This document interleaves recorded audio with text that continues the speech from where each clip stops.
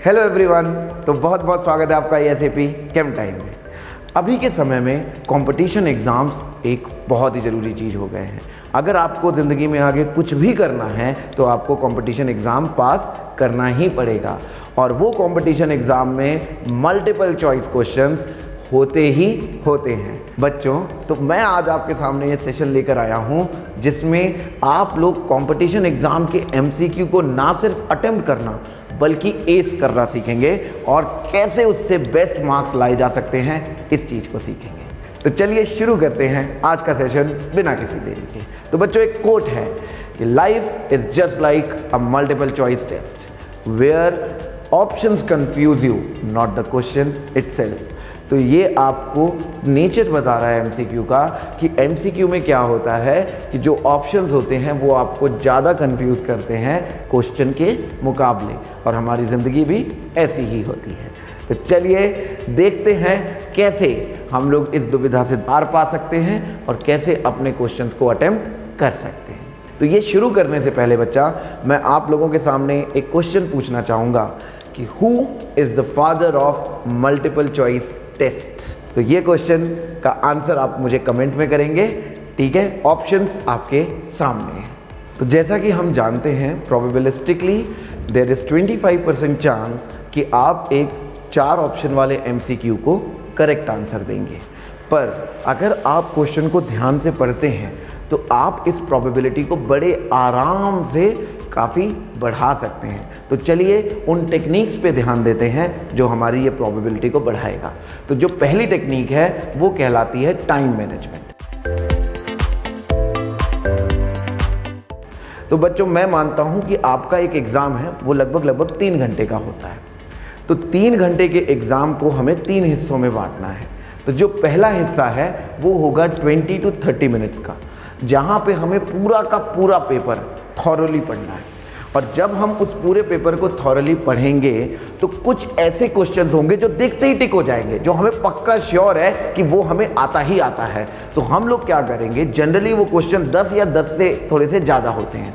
तो अगर आपका 3 घंटे का पेपर है और आप एक बार पूरे पेपर के गो थ्रू आएंगे तो कम से कम 10 क्वेश्चन आप लोग बड़े आराम से टिक करते हुए आएंगे। अब ये 10 क्वेश्चन का साइकोलॉजिकल इफेक्ट क्या होगा कि आपको ये इंश्योर हो जाएगा कि पूरे के पूरे पेपर में मुझे 10 क्वेश्चन तो आते ही हैं, ठीक है। उसके बाद उसी दौरान आपने पूरा पेपर पढ़ लिया तो आपको ये समझ में आ गया कि मुझे अपना टाइम मैनेज कैसे करना है, क्योंकि हमारा ब्रेन बहुत गजब की चीज़ होता है, ठीक है।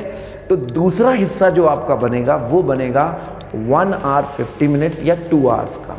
मतलब आप लोग जो अगले आधे घंटे के बाद मैक्सिमम 2 घंटे तक आप अपने क्वेश्चन को सॉल्व करोगे। तो जो आपने मतलब जो नॉर्मल आपने टेक्निक अपनानी है वो अपनाओगे। तो हम लोग यहाँ पे जैसे ही एक ऐसी टेक्निक का इस्तेमाल करेंगे, जैसे ही हमारे सामने कोई मुश्किल क्वेश्चन आ जाता है तो हम उस क्वेश्चन को छोड़ देंगे और इजी पे मूव ऑन कर जाएंगे, यानी मुश्किल क्वेश्चन को पहले अटेम्प्ट नहीं करना है। इस टेक्निक का नाम होता है hard start jump to easy. मतलब अगर आपका स्टार्ट गलती से हार्ड हो गया है तो आप जल्दी से जंप कर जाओगे इजी वाले पार्ट पे। तो अगले 2 घंटे आपको यही करना है, मतलब हार्ड को अटेम्प्ट नहीं करना है, इजी क्वेश्चंस को अटेम्प्ट करके आगे बढ़ता जाना है। और याद करिए, आपने 20 से 30 मिनट पहले क्वेश्चन पेपर पढ़ा हुआ है तो आपको ये इंश्योर हो जाता है कि ये आसान है, ये मुश्किल है। फिर उसके बाद आपको लास्ट में बचेंगे अगेन 20 to 30 मिनट्स, और वो जो 20 to 30 मिनट्स हैं उसमें आप लोग अपने ऑप्शंस फिलअप करने के बाद उसमें आप हार्ड क्वेश्चंस को ट्राई करोगे, और फिर हम लोग अपनी कुछ गेसिंग टेक्निक्स का इस्तेमाल करेंगे जो मैं लास्ट में आपको बताऊंगा। तो इसीलिए वीडियो के लास्ट तक आप हमारे साथ बने रहें। तो आप ऐसे अपने टाइम को 3 हिस्सों में बांट के अपने पेपर की एफिशिएंसी बढ़ा सकते हैं। बता दूं, टाइम मैनेजमेंट एक ऐसा हिस्सा है जो मैक्सिमम बच्चे मल्टीपल चॉइस क्वेश्चन में फेल होते हैं या सही से अटेम्प्ट नहीं कर पाते, वो टाइम मैनेजमेंट से ही हारते हैं, ठीक है। तो चलिए नेक्स्ट पॉइंट पे चलते हैं। नेक्स्ट पॉइंट है जहां पे आपको क्वेश्चन पेपर को बहुत ही बढ़िया तरीके से पढ़ना है। तो पॉइंट का नाम है रीड केयरफुली। अब देखिए, जैसे मैंने क्वेश्चन दिया, क्वेश्चन में कुछ वर्ड्स होते हैं, वो वर्ड्स ऐसे हैं कि क्योंकि हम लोग हॉट सीट पे बैठे होते हैं तो हम लोग पढ़ते कुछ हैं, दिमाग कुछ रजिस्टर करता है और हम लोग लिखते कुछ हैं।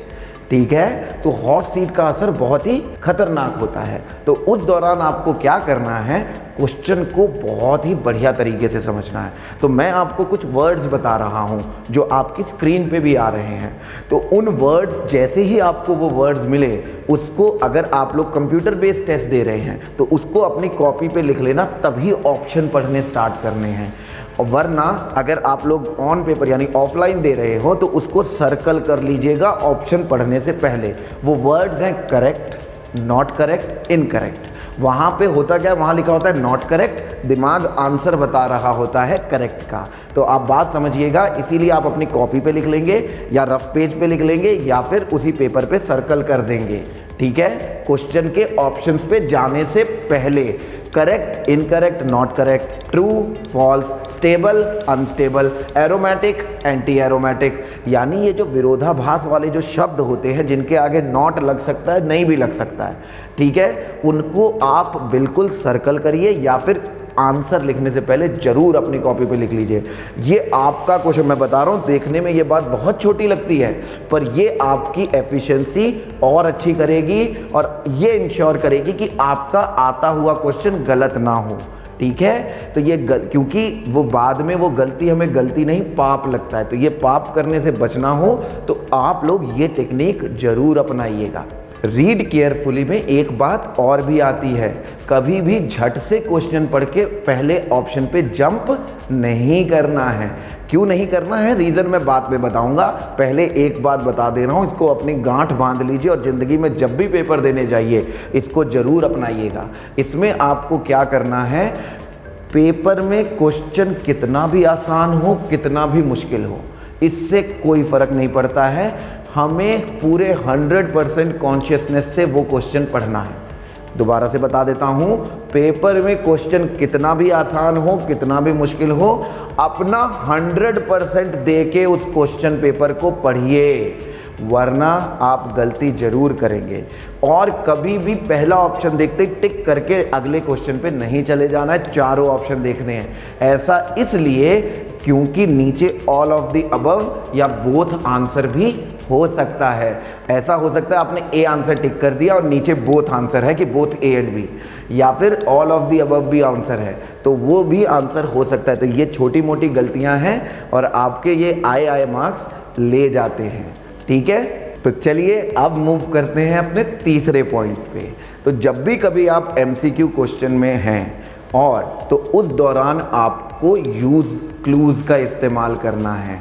मतलब क्वेश्चन में ही क्लूज़ होते हैं या ऑप्शन में ही क्लूज़ होते हैं, उन क्लूज़ को अगर आप इस्तेमाल करेंगे तो आप क्वेश्चन में बहुत जल्दी अटेम्प्ट कर पाएंगे और उसका पूरा फ़ायदा उठा सकते हैं। फॉर एग्जांपल, जैसे कि आपका जनरल एप्टीट्यूड का पेपर है या फिर मैथमेटिक्स का पेपर है, तो कई बार क्या होता है, कैलकुलेशन बहुत बड़ी हो जाती है।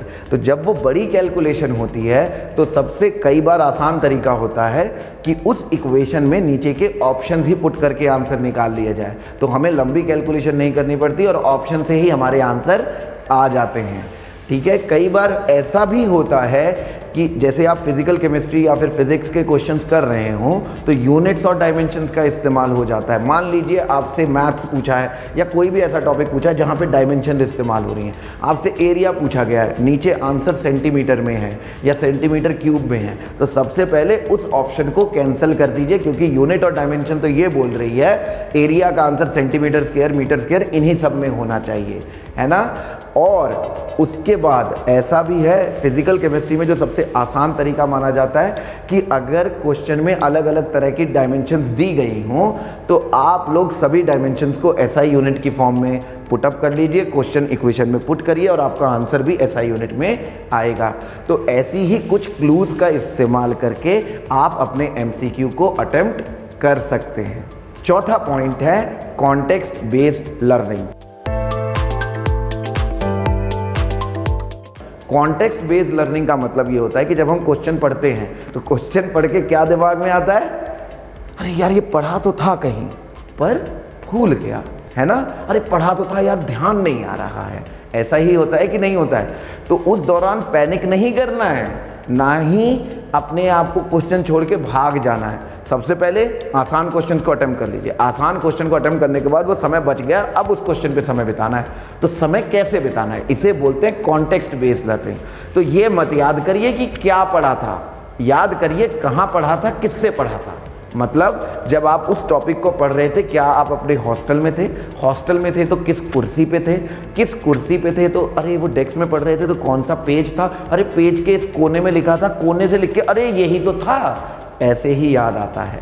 या फिर अगर आपने अपने टीचर से या अपने दोस्त से पढ़ा है तो उसको याद करिए कौन से दिन कहाँ बैठ के वो पढ़ा रहे थे और उस दौरान क्या बात कर रहे थे। बात करते करते ही आप उसका इस्तेमाल कर सकते हैं चीज़ को याद करने के लिए। इसे बोलते हैं कॉन्टेक्स्ट बेस्ड लर्निंग। और ऐसे ही टेक्निक का इस्तेमाल जब हमारी चाबी खो जाती है उसको ढूंढने के लिए भी किया जाता है। अरे हम यहाँ गए थे, उसके बाद मैं यहाँ गया था, उसके बाद मैं यहाँ गया था, अरे मेरी चाबी यहीं है कि नहीं। तो इस टेक्निक का आप इस्तेमाल करेंगे तो आप पेपर में वो क्वेश्चन भी अटेम्प्ट कर पाएंगे जो आप लोग नॉर्मली नहीं अटेम्प्ट कर पाते हैं। तो बच्चों ये थे सारे मेरी टेक्निक्स। अगर आपको ये टेक्निक्स पसंद आई हो तो वीडियो को लाइक ज़रूर करिएगा, सब्सक्राइब कर लीजिएगा चैनल को और अपने दोस्तों में शेयर कर दीजिए, ठीक है। और नेक्स्ट आप मुझसे कौन सी वीडियो देखना चाहते हैं इसका कमेंट सेक्शन में ज़रूर बताएं। चलिए बाय बाय, टेक केयर, मिलते हैं नेक्स्ट क्लास में।